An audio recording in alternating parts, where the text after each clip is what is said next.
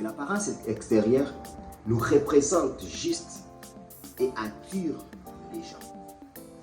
Mais ce qui les retient, c'est l'apparence intérieure. Ma sœur, mon frère, imaginez une fille jolie, belle, avec de très belles formes. Belle. N'oubliez pas ce verset, même dans la Bible. J'ai appris d'abord avec ça ici, dans ce joli livre. Ça s'appelle Les tournois du docteur Michel.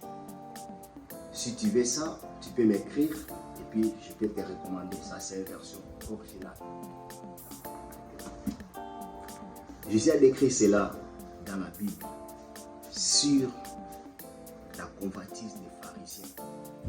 Les pharisiens, eux, aimaient toujours se mettre devant. Ils voulaient toujours pouvoir, cet honneur public. Les gens les acclamaient pour eux parce qu'ils apparaissaient saints et beaux. Mais intérieurement, ce n'était pas ça. C'est comme ça aussi dans le monde du business que je ne veux pas que tu tombes aussi dans ce piège. Les gens veulent apparaître beaux. Salut, bonsoir, c'est l'homme l'air que vous êtes. Toujours avec plaisir de vous partager nos ignorances et nos connaissances afin d'agrandir ensemble. J'ai appris une chose dans le monde des business, surtout quand vous commencez. Retenez bien ceci, quand vous commencez. Méfiez-vous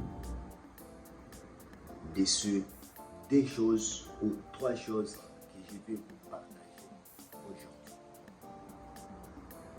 Et ceci, ça va vous garantir le succès et la progression. Pourquoi vous regardez cette vidéo? C'est parce que vous inspirez la réussite ou accomplir certaines choses, accomplir vos rêves. Et si vous êtes débutant dans le monde du business, retenez ceci. Première chose à éviter, c'est la gentillesse incontrôlable. Je dis bien la gentillesse incontrôlable. C'est-à-dire, tu es gentil juste au point où tu ne considères pas tes ambitions.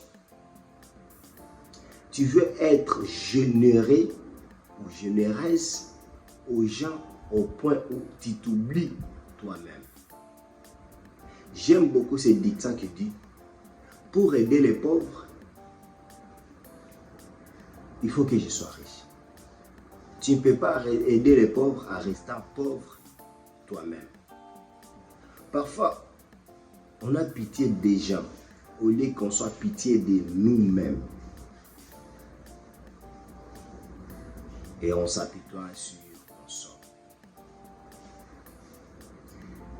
Il ne faut pas être généreuse jusqu'au point où tu t'oublies toi-même. Parce que tu ne sortiras pas jamais des gens dans leur situation actuelle si tu ne prends pas conscience et soin de toi-même.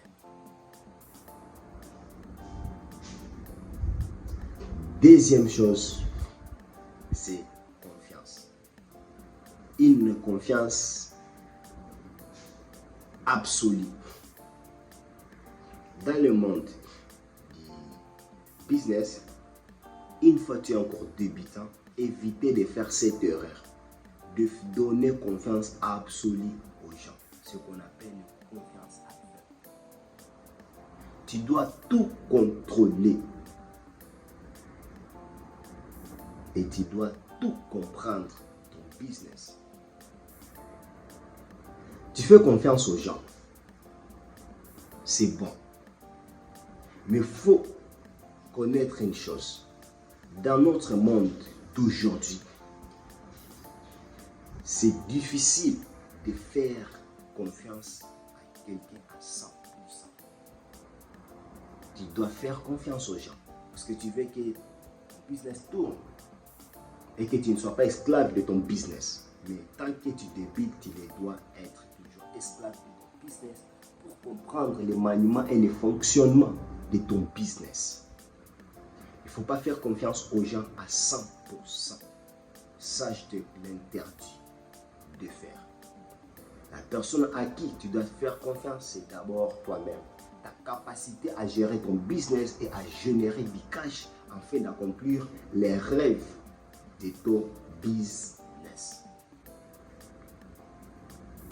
La troisième chose, c'est la famille. Tu ne peux pas sortir ta famille dans la pauvreté ou tu ne peux pas résoudre les problèmes de toute ta famille. Une fois que tu fais le business, il y aura toujours des sollicitations de part de ta famille. Il faut savoir les gérer. Dire non, ce n'est pas que tu détestes ta mère ou ton père ou ta famille. C'est parce que tu aspires quelque chose de grand et que tu veux réaliser. Par après, la famille sera toujours fière de toi. Arrêtez de jouir de cet amour incontrôlable, cet amour incontrôlé de la famille jusqu'à t'éruiner et à fermer ton business. Apprendre à dire surtout, je le répète, apprendre à dire surtout non aux demandes de la part de ta famille. Ces conseils, c'est sage et ça fait tout son sens que je veux partager avec du cœur et cet amour profond. Parce que ce sont des choses que moi, j'expérimente. Que je ne veux pas que tu tombes aussi dans ce piège. Faites d'abord nourrir ton projet, la famille par après. Et la quatrième chose que je vais vous donner comme bonus, allez d'abord vous abonner, liker et commenter. Moi, c'est Tison Crispin, votre chaîne Tison. La quatrième chose, c'est la vivacité. Les gens veulent apparaître beaux ou belles. N'oubliez pas cette verset, même dans la Bible. J'ai appris d'abord avec ça ici, dans cet joli livre. Ça s'appelle Les tournois du docteur Michel. Si tu veux ça, tu peux m'écrire et puis je peux te recommander. Ça, c'est une version originale. Jésus décrit cela dans la Bible sur la convoitise des pharisiens. Les pharisiens, eux, aimaient toujours se mettre devant les synagogues. Ils voulaient toujours pouvoir, cet honneur public. Les gens les acclamaient pour eux, parce qu'ils apparaissaient saints et beaux. Mais intérieurement, ce n'était pas ça. C'est comme ça aussi dans le monde du business. Vous voulez apparaître beau. Même Jésus a dit, il n'a pas contre de votre apparence extérieure. Parce que l'apparence extérieure nous représente juste et attire les gens. Mais ce qui les retient, c'est l'apparence intérieure. Ma sœur, mon frère, imaginez une fille jolie, belle, avec de très belles formes. Elle attire beaucoup de hommes. Mais elle ne les retient pas. Même un seul homme, si l'intérieur n'est pas aussi joli que l'extérieur. Si tu joues beaucoup, tu mises beaucoup sur ton apparence extérieure, bien sûr, tu dois attirer les gens. Mais pour combien de temps? Et les relations attirées par les aspects superficiels qu'on dit extérieurs se termine aussi très vite que ça, puisque tu trouveras encore d'autres personnes plus belles et beaux que celles que tu as vues. Mais ce qui est intérieur est unique, ce qui vous identifie, ce qui nous identifie, nous, c'est l'intérieur. Travaille beaucoup plus ton intérieur que l'extérieur. Mais ne te néglige pas. Ce qui demande de l'extérieur, c'est être propre et présentable. Mais ce qui demande de l'intérieur, c'est de l'originalité et l'authenticité. Tu dois être authentique. N'oubliez jamais ces 4 conseils que je viens de partager aujourd'hui, mes frères et sœurs. J'espère qu'à la prochaine, tu me donneras raison.